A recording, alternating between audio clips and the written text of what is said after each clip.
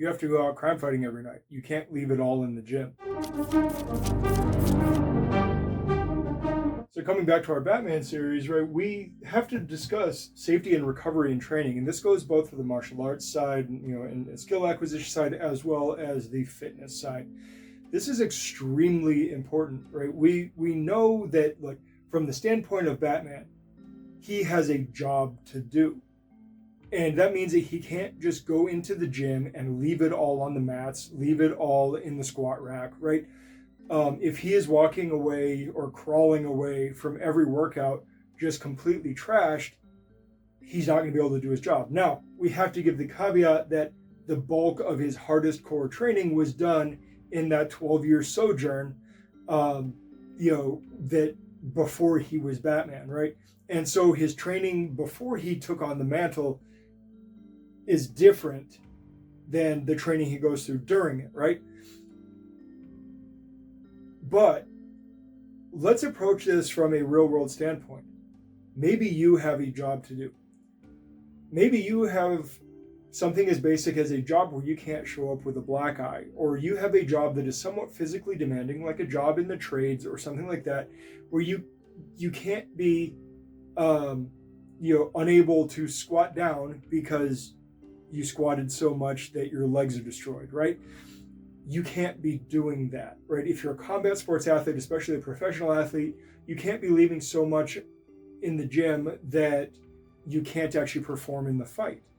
And look, being martial artists, we can't leave so much in the fitness training that we don't have room and energy left over for our physical skill, for our skill development. So we have to be able to manage all of that from an intelligent standpoint. Now, there's a good chance that we're not going to get it 100% right, and not all of the science is in place for that. So some of these are logical models based on available evidence, and some of these are more solid than others. I will absolutely be leaving you a bunch of resources in the Substack for this one. All right, so I didn't really put this in any order. So we're gonna start with this one. We're gonna start with minimum effective dose and maximum efficiency, right? Minimum effective dose training is something that has, at least for strength, has been studied very recently. There's Dr. Pack. He's on YouTube. He works with Stronger by Science. He's PhD, of course, and he's a pretty strong guy himself. And he has specifically done work on minimum effective dose training for strength, and very, very more specifically within the idea of powerlifting, right? This is actually a really, really good starting point, right? Despite the fact that the squat, bench, and deadlift are not the be-all, end-all of all strength and all performance, it's a really good starting point for us, because we're sitting here looking at how do I get strong in a meaningful way while working around a packed schedule or other activities or whatnot. This is going to be putting us closer into the realm of, if I'm an in-season professional athlete, how do I continue to work strength without sacrificing my performance on the mats, in the field, whatever, right? And then I'm throwing in the term maximum efficiency, right? We want the best return on investment that we can possibly get in our training. We want as much return on investment, bang for our buck, as possible, because we want to be performing at as high a level as possible without sacrificing all of those other qualities that we have to train. Now, why are we looking at that? Well, we're looking at that because there is a limit to how much energy we actually have. We are literally talking physical, chemical energy. And that is going to apply to everything from our attention span, to our performance, to our ability to produce force, contractile tissue, metabolism, everything, right? The physical chemical energy that our bodies have has to be replenished regularly, daily. You have to eat every single day. We're excluding fasting and whatnot, right? But you get the point, right? You have to eat very, very regularly. And we already know that fasting is a little bit suboptimal. So we really are excluding fasting here, because that is not going to be maximum efficiency. So we need to find somewhere between the minimum effective dose and our maximum efficiency to really dial all of that in, because we have to manage our physical limitations, right? This is also going to go into our sleep and nutrition, right? We have to be fueling ourselves well. Now, I'm not telling you not to use an intermittent fasting or time-restricted feeding approach. I think time-restricted feeding is really good, but time-restricted feeding is not full 24-hour fasting. Time-restricted feeding is everything from like 22-hour intermittent fasting to just, I only eat between the hours of this and this, so that you can manage your calorie intake. And not overeating and not undereating, right? Because you want to appropriately fuel yourself, and you also don't want to be weighed down by, digestive issues and whatnot. And then, of course, your sleep. We know, we have very firm evidence on the fact that you need to be sleeping a certain amount every night. There are certain genetic markers that allow you to get the full benefits of restfulness of a full night's sleep with less sleep, but if you don't have those genes, then it doesn't matter. I don't remember what it is. It's one of those factoids I heard somewhere. But for the most of us, right, sleep and nutrition is extremely important. We also have to manage our stress. Our emotional stress, our life stress is going to feed into that, right? Just because we are feeling pressured emotionally does not mean it's not physically eating into us. Our systems depress based on our emotional states, as well as our systems will excite based on emotional states. And of course, excitation uses up more energy, and depression lowers performance. So in both cases, we have to manage that stress so that it's at an appropriate level. You will never be completely stress-free, and training in and of itself is a stress. So you do have to manage that piece, and that's a very complex puzzle, and it's something you're going to have to tinker with. But managing stress, both physical and mental, emotional, is really important. We also need to be looking at longevity, right? Batman's not looking to come out and do his job for a year or two, right? He's looking for a lifetime career, right? And something that he can pass on to the Bat family next. We're looking at the same thing, right? Most of us don't want to. Now, look, if you're a professional MMA fighter, you already know that you got a clock ticking, right? Most people don't last 10 years in the sport, let alone 20. But you want some longevity in your training, right? You want to be able to do this stuff for most of your life. And if for no other reason than because there are health benefits, and there are cognitive benefits, and there are emotional benefits to training. And so you want to have the longevity of that by not just burning yourself out, which is going to be, you got to find that balance of how much do you train, and, how well are you keeping up momentum that you have without overdoing it, things like that. So now we're going to bring this all the way back up to the top, right? We're talking about fatigue management and return on investment, right?